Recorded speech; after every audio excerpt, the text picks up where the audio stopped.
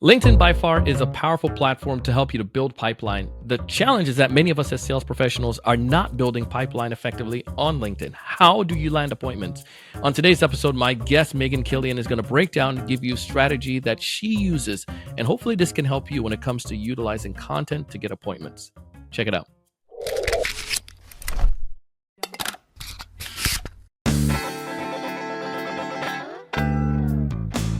Hey, everyone. Welcome to another great episode of the Sales Evangelist Podcast.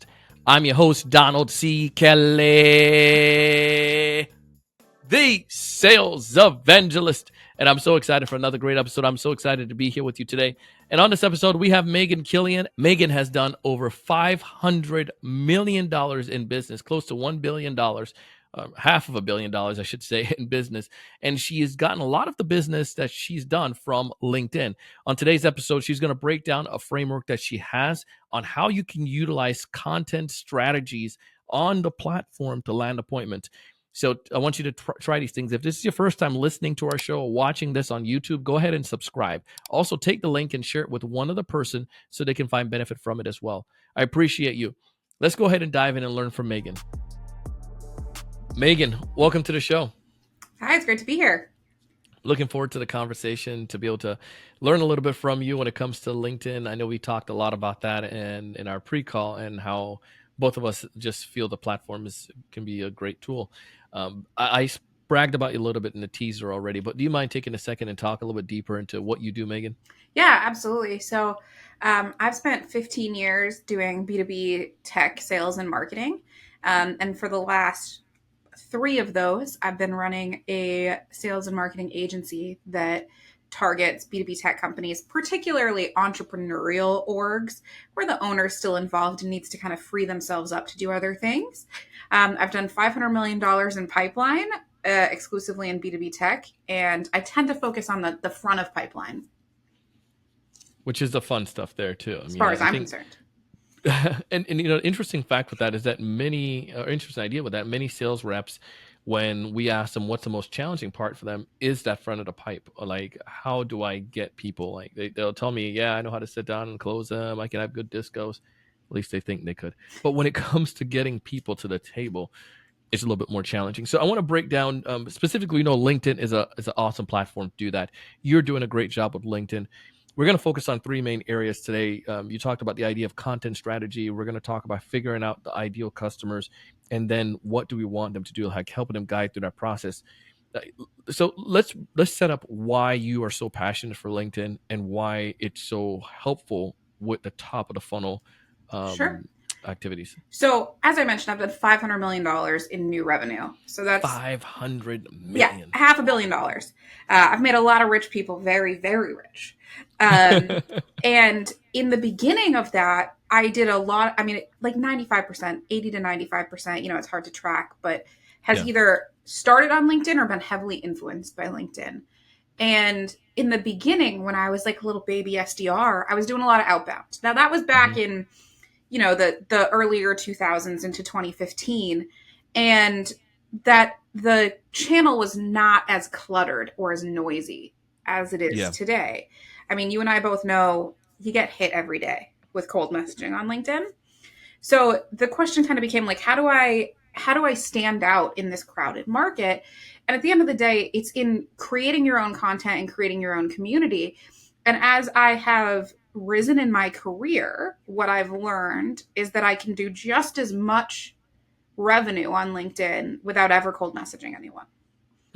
By building a content strategy and really leveraging my connections, leveraging behavioral psychology, and understanding that people are a lot more likely to buy from you if they feel like they found you rather than the other way around. So that's why I'm really passionate about LinkedIn. The stats are there. You can Google, LinkedIn statistics, but it's like you've got hundreds of thousands of business decision makers sitting on this platform who log in every single day. Truth. So why would you not be there? Why would you not be talking to them if you're not if you're in B2B and you're not on LinkedIn, why? Something is wrong. I want to go deeper into this too. And one of the things I want to talk about is this. I play the opposite side here. I get sellers who tell me, well, Donald, they look at my profile, look at your profile, say, hey, you guys, you have north of 15, 16,000 folks that you're connected to.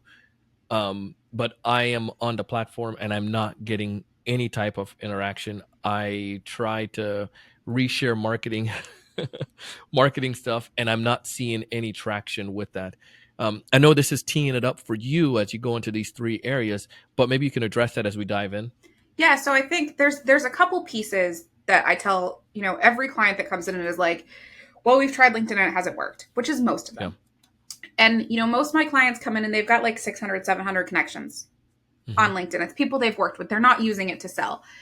And so the first thing is I say, well, when you market to everyone, you market to no one.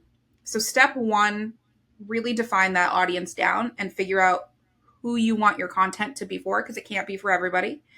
And then the other piece is really, it's about strategy. Content, as you know, is about so much more than posting and ghosting. You have to engage on the platform.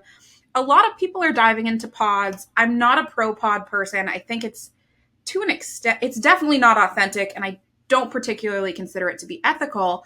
But that doesn't mean you can't share your LinkedIn content in other channels to encourage engagement. Leverage your employees, your network, to really get your engagement up so that more people are seeing it.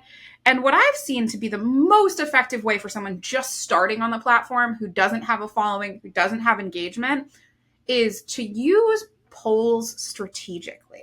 Come on. Oh my goodness. Well, I want you to make a definition. I know what pod is. You do as well. Can you explain that for someone who doesn't quite Yeah, so know? there's like LemPod and other platforms out there that you send them your LinkedIn credentials. They log in as you, they engage as you, and they have other people who are using bots to engage with themselves. There's sort of like a subsection of pods, which could be more so just like a back channel you have where you're sharing your content. I'm not Yeah. opposed to the back channels as long as they're relevant, but I'm very opposed to that automation of engagement because one, it's going to ruin LinkedIn as a platform.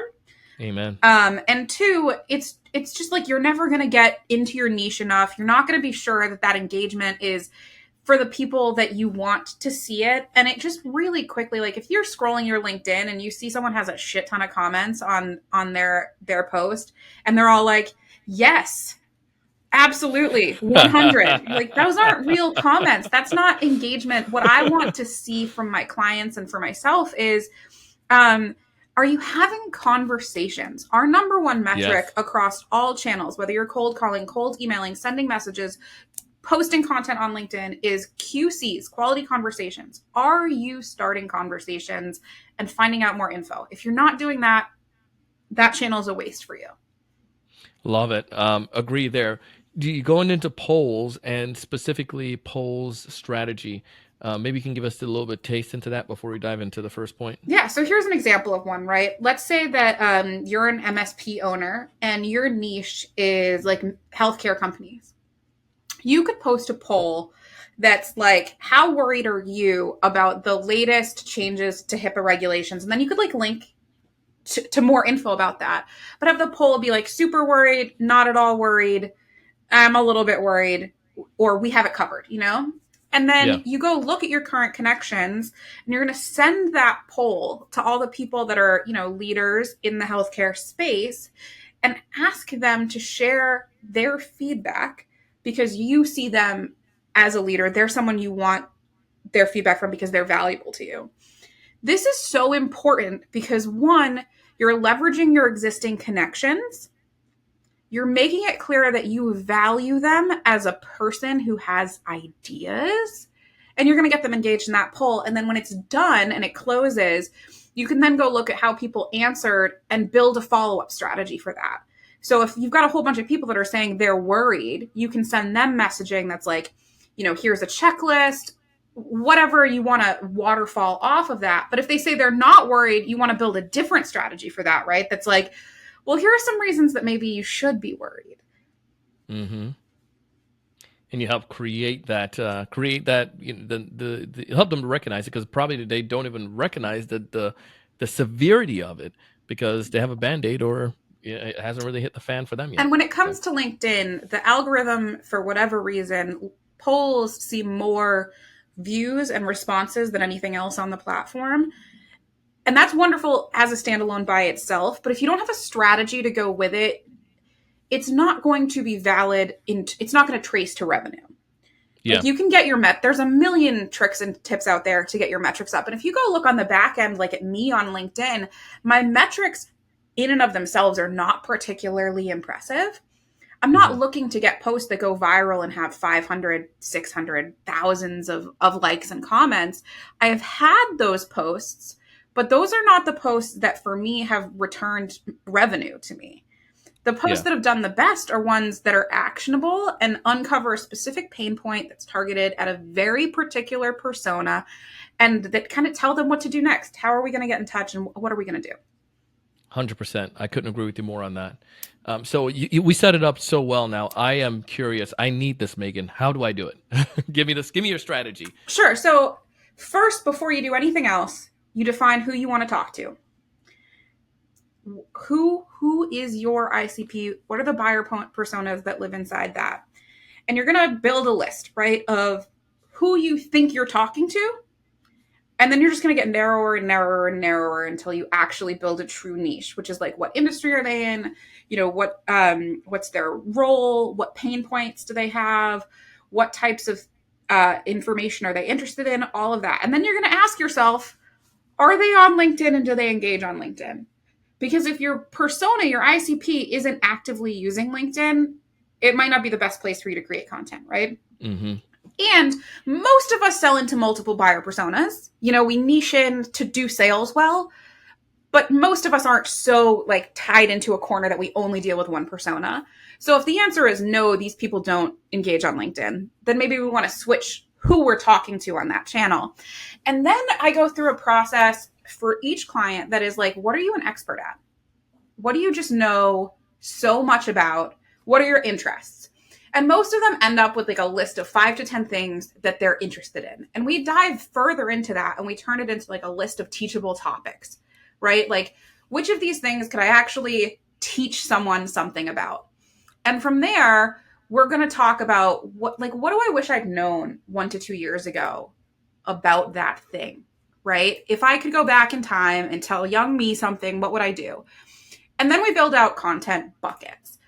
But as we're doing all of that, we're kind of going to dive a little bit more into how we want to be seen, right? So, like, what price point do we come in at? Are we moderate, luxury, discount?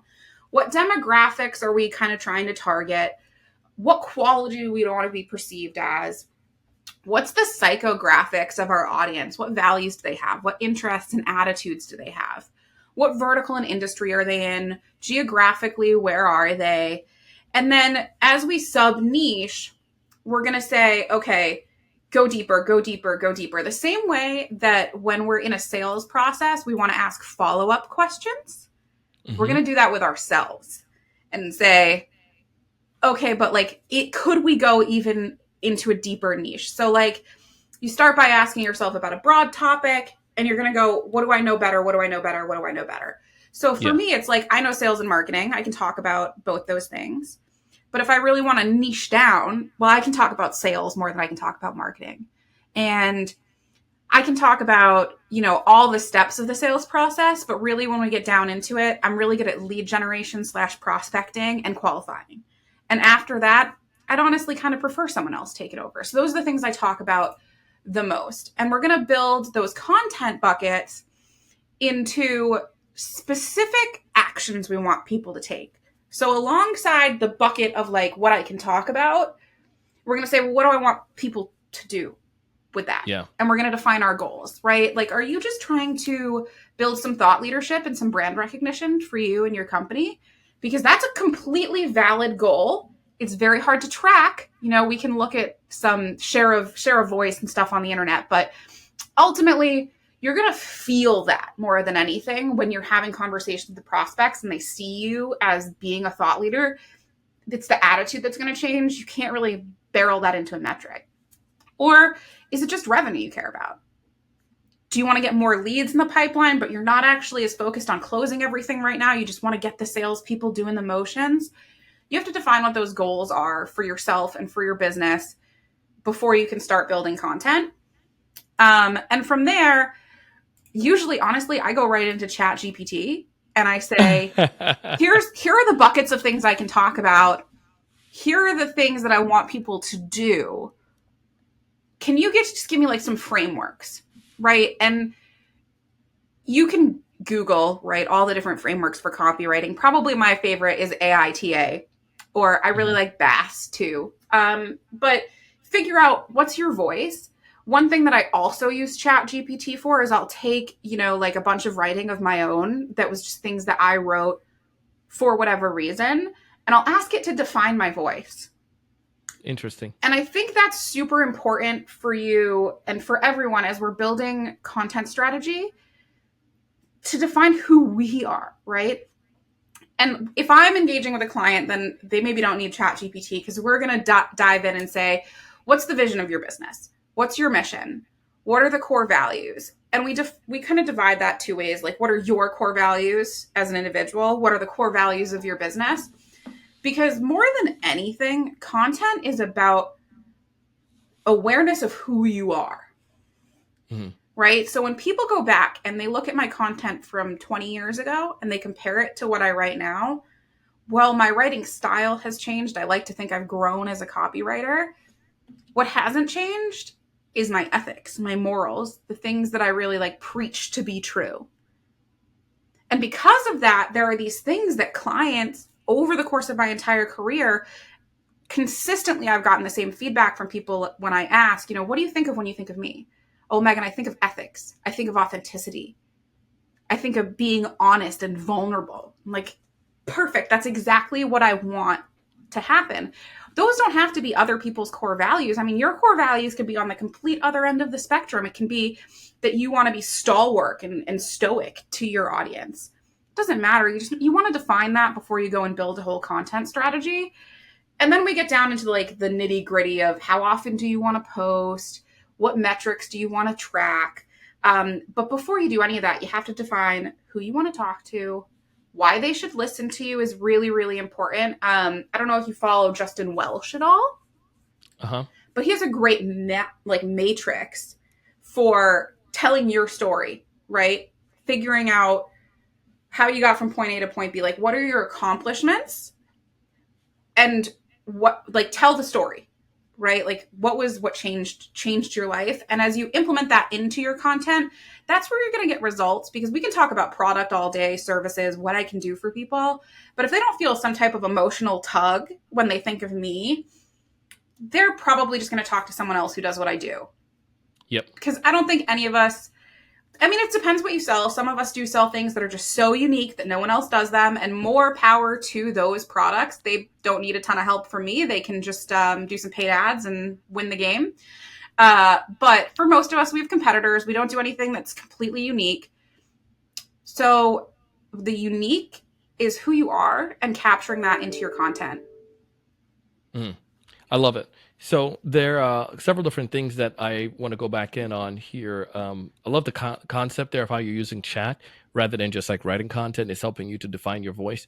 The other thing is going that question about asking yourself, what would you like to have, something you wish you learned 2 years ago, or if Mm-hmm. that's how you said Yep. it. But it just kind of, if because you're, even though you may evolve from 2 years ago, from 2021 to now, you have some of your prospects that may still be in that same, have those same challenges or have the same issues, and they're still in 2021, quote unquote, or at that issue right now in 2023. So you can position yourself towards that. And I also like the fact that you're not focusing on the numbers of, like, getting 100,000 followers. And this goes back to that same thing at the beginning. Like, I tell sellers that you're looking at, if you're an audience of 700 people, that's pretty darn amazing. And if I have a platform of 700 ideal customers that really do like what I have and it's very niche, I don't care if I get 10 people to gauge on that, because those 10 people, that's probably going to lead to like 3 appointments, which is way better than 2 days of cold calling. Yep. 100%. It's Uh, about quality over quantity, yeah, especially when we're talking about like content creation. And that it comes back to it not being for everybody. So if those no. 700 people are genuinely inside of your buyer persona that you want to talk to, you're doing better than people who have 20,000, 30,000 followers on LinkedIn, because not all of those are buyers, right?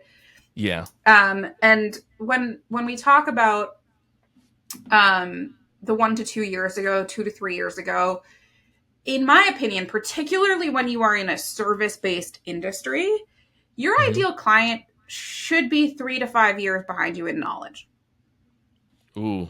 You know, you no matter how high up you are in terms of being a strategist or being an expert in your field, there's always going to be people above you and below you until Yep. you become the very, very tippity top.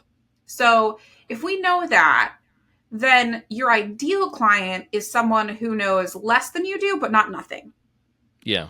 Right. So, like, when I was first defining my ICP and figuring out who I really want to do business with, and diving deep, because a lot of ICPs are just like that, those demographics you can look up online. I'm talking more about Yep. the psychographics of my buyers.